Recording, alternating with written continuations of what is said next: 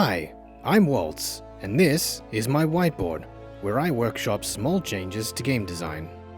In this inaugural episode, the subject of my examination is my very own Final Fantasy XIV original job, Harbinger. Thanks to all your wonderful feedback in the comments of my pitch video, I thought it would be appropriate to issue some patch notes as such to address it all. Let's begin. First, the cornerstone ability that enables Harbinger's burst windows, Forecast. My original design has 1, 2, and then 3 charges, which can each allow use of one of the 3 base disaster spells at random after a fixed time. Viewers pointed out that the way the fixed timer interacts with the Omen abilities learned in the level 50 to 60 range is somewhat unfulfilling, and that trying to weave all 3 charges in what eventually becomes a very crowded lead-in to the burst window could prove challenging, especially for players with high ping. To rectify that, I've elected to change which part of Forecast is randomized. Instead of randomizing the order of which one disaster procs per use, it will now discharge all available disaster forecast buffs in a single button press, but the timers on each will be randomized within a range of values. For example, you might get a tornado forecast with 15 seconds before casting, tsunami forecast with 8 seconds, and quake forecast with 24 seconds.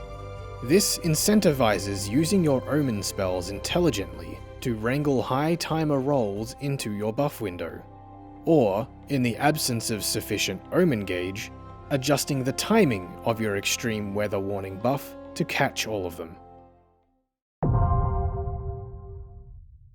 Following on from this, there were some questions about how often you generate enough Omen gauge to use the 3 Omen spells: Meteorology, Hydrology, and Seismology.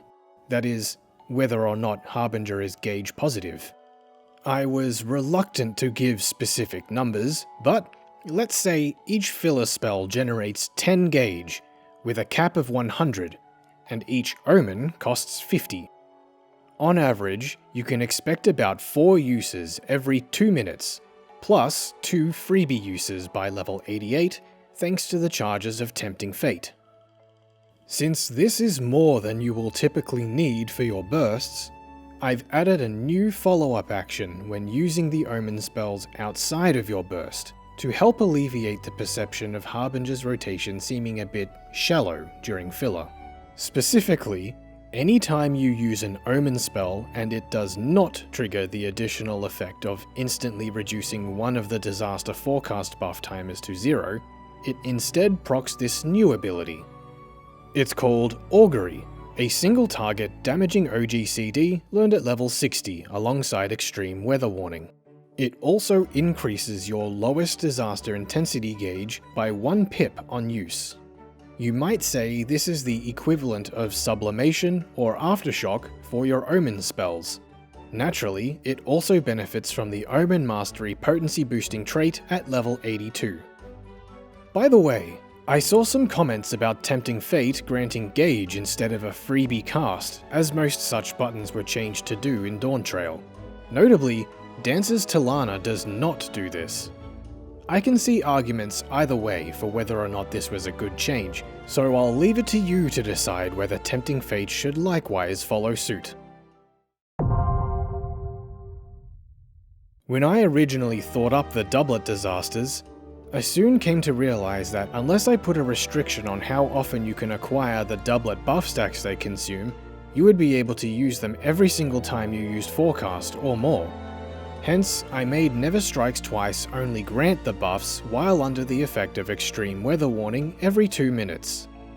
However, I neglected to consider how this restriction would interact with the free disaster spell usage granted by Unforeseen circumstances.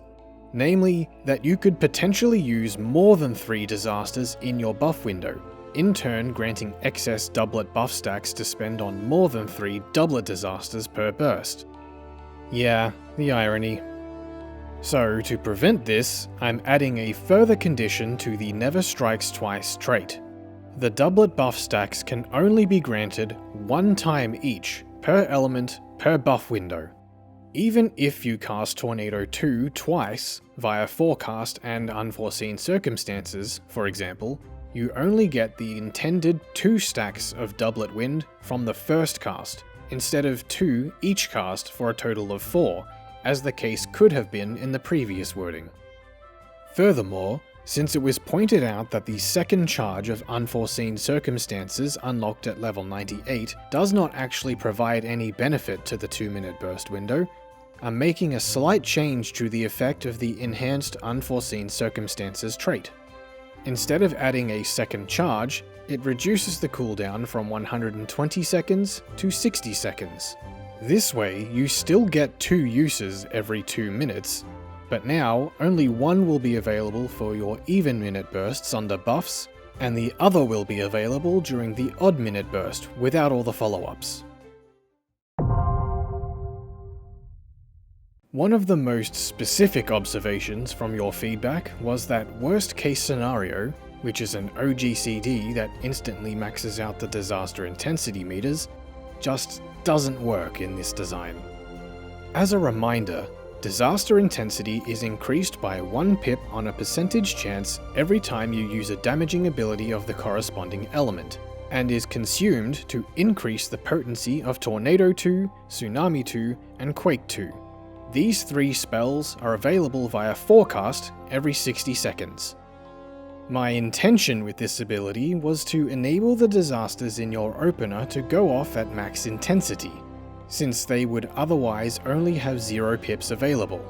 Beyond that, I figured it would be useful in cases where you are unlucky with procs before your burst.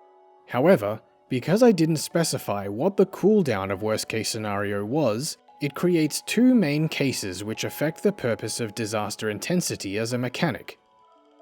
If the cooldown is 120 seconds, then it effectively makes intensity generation redundant every other forecast.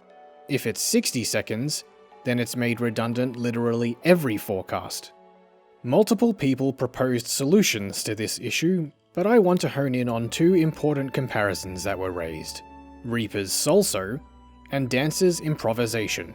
Solso is a non-damaging spell which allows you to use the powerful Harvest Moon ability afterwards, but it has a 5-second cast time. Because of this, it's a DPS loss unless you cast it during downtime, since you couldn't have spent that time attacking anyway. However, if Solso is used outside of combat, it has no cast time, so setting it up pre-pull to use later is recommended. Improvisation grants a small regen to nearby party members, and begins a dance that accrues up to 4 stacks of Rising Rhythm as long as the ability continues to be channeled. These are consumed on using Improvised Finish to grant a shield of proportional potency to nearby party members as well. With those in mind, here's how I'm reworking worst case scenario. It is now a GCD spell on a 120-second cooldown, which starts a channeling animation that increases all disaster intensity meters by 1 pip every tick until they are all maxed. Using any other actions or movement cancels the animation. When used outside of battle, however, the channeled effect applies in full instantaneously. This way, it can still fulfill my original vision of allowing openers to have that explosive start by using it pre-pull. But since subsequent uses during an encounter are prohibitive, it can't easily make intensity generation redundant. If there happens to be downtime, you wouldn't be able to generate intensity by attacking, so you can instead use worst case scenario to make up for it. With all these changes in mind, let's see the impact they have on Harbinger's opener. For brevity, I'm only going to review the opener at level 100. I'll give some example forecast timers to illustrate how you can use your tools to ensure the opener goes to plan, but remember that they are individually randomized, so in practice, you'll have to adapt your responses each time according to your roles. First, use the reworked worst case scenario to max out your disaster intensity gauges. When using forecast, all 3 disasters' timers will be applied at once. In this example, Tornado Forecast is 22 seconds, Tsunami Forecast is 15, and Quake Forecast is 24. Since Tornado and Quake are high rolls, let's address that by using Tempting Fate to trigger their corresponding Omen spells, Seismology and Meteorology, to reduce their timers to 0. Weave in your Potion and Extreme Weather Warning buffs, then start blasting disasters. Your single use of Unforeseen Circumstances comes in here to get Tsunami 2 for free, while the existing timer continues to tick down.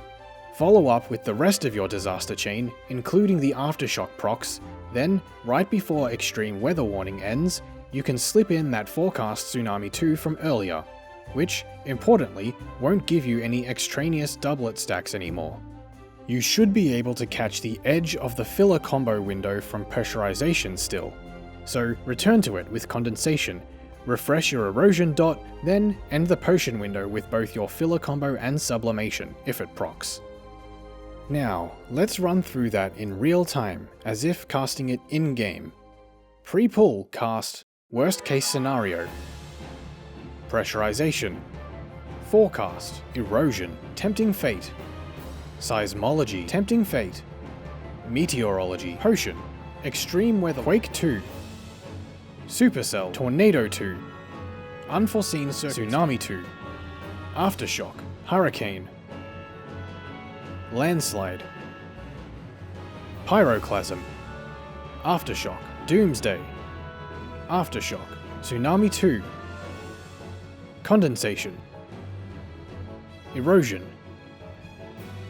Compaction, Sublimation.